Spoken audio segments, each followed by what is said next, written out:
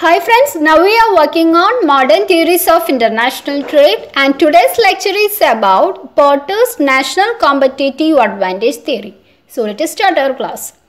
National Competitive Advantage Theory has been a great work of a prominent economist named Michael E. Porter, who first published about this economic model in his book Competitive Advantage of Nation in 1990.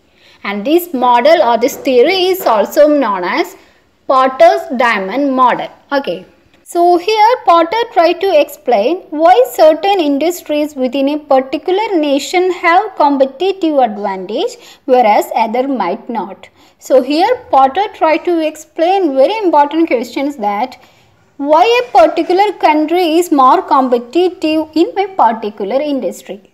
And he argued that the characteristics of the home country plays a central role in explaining the international competitiveness of a firm. So here he gives importance on the characteristics of the home country as a key to gain competitive advantage internationally. From his study, he discovered that there are 4 factors that determine national competitive advantage.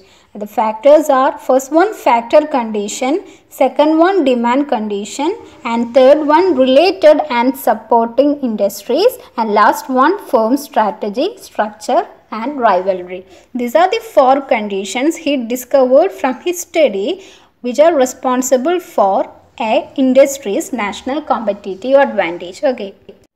And he argued that the proper integration of these 4 factors will enable an industry to gain competitive advantage within the home market, which in turn would enable that industries to gain competitive advantage internationally. Okay, so this is the basic concept of Porter's national competitive advantage theory. So now let us explain the explanation of these 4 factors. So first one, factor conditions. Factor conditions refers to the different types of resources that may or may not be present in a home country. I repeat, the factor conditions refers to the different types of resources that may or may not be present in a home country. Here, these factors are divided into 2 categories. First one, basic factors, and second one, advanced factors. And the basic factors includes natural resources, climate, geographical location, demographic characteristics, etc. And the advanced factors consist of communication, skilled labor, research and development, technology, education. Okay. And different countries are endowed with different resources. And these factors conditions are one of the important element which enable an industry to gain national competitive advantage. Okay. And here Porter said that these basic factors like the natural resources, climates, etc. These basic factors can provide only the initial or starting advantage. They must be supported by the advanced factors to maintain success. So here he gives more emphasis on the advanced factors to maintain this success. Okay.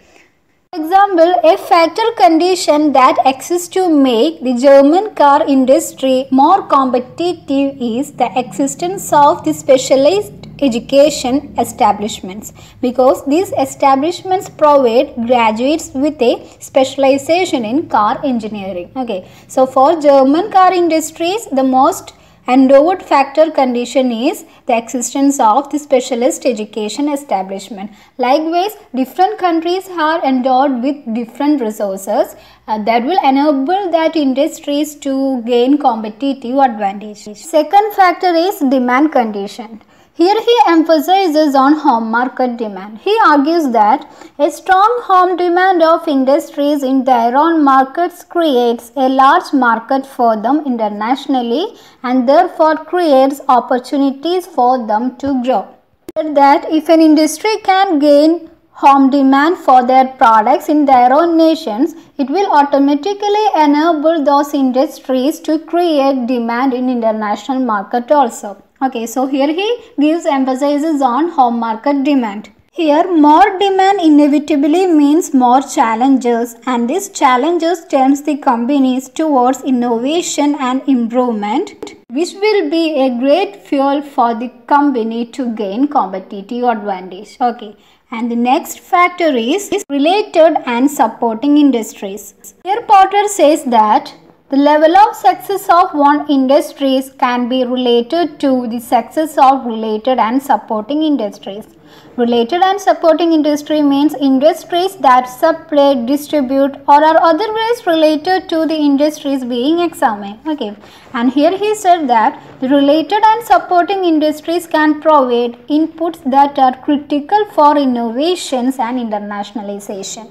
Okay, so that is why this factor is very important to gain competitive advantage. Okay, and the next factor is firm strategy, structure and rivalry. Strategy, structure and rivalry are very important for the success of an organization.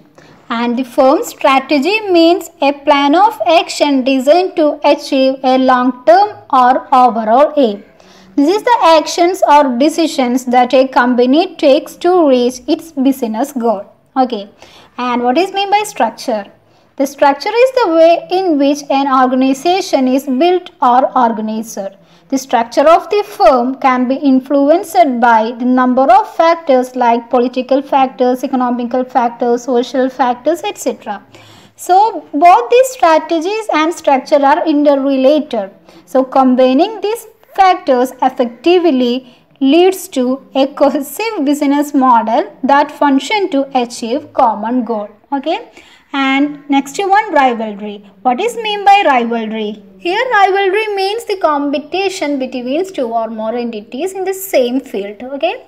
So the intense competition from the competitors would force the companies to adopt innovations and improvements in their own field. So the combination of firm strategy, structure and rivalry are very important to gain competitive advantage. Okay, so these are the 4 factors introduced by Michael Porter in this model to gain national competitive advantage. So the proper integration of these 4 factors would enable an industries to gain competitive advantage their own nations, and which in turn would enable them to gain competitive advantage internationally. Okay, so this is all about the Porter's diamond model or the national competitive advantage theory. In this theory, Porter tried to explain why certain industries within a particular nation have competitive advantage whereas others might not. And here he introduced 4 factors that determine national competitive advantage. Those factors are first one, factor conditions, then demand conditions, related and supporting industries, firm strategy, structure and rivalry. Okay, so now we have completed the theories of international trade. These theories were classified into 2 categories, classical theories and modern theories.